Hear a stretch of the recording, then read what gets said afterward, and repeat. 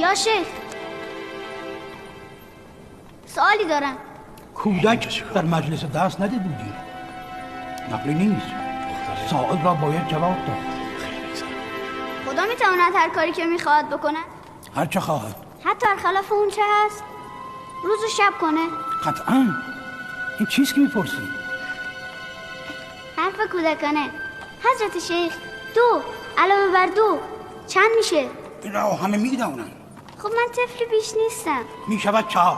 اگه خدا بخواد میتونه 5 بشه؟ آری. پس میتونه مسلمونو گرب کنه و کافر و مسلم؟ بیشک. بچه پس اگه همش به دست اوست و ما بی اختیاری معابد و فاسق برای اوست، پس شما چرا اینجا جمع شدید؟ همه اینها که از جهد و عبادت میگید یک سر بیهوده میشه.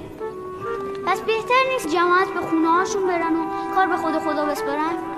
اینها را کدوم آدم نابخرد فاسد اخلاقی به تو یاد داده ها؟ ما که زی اختیار نیستیم، لابد خدا. این طفل نامسون را به بند کنید. شیطان در اون حلول کرده است.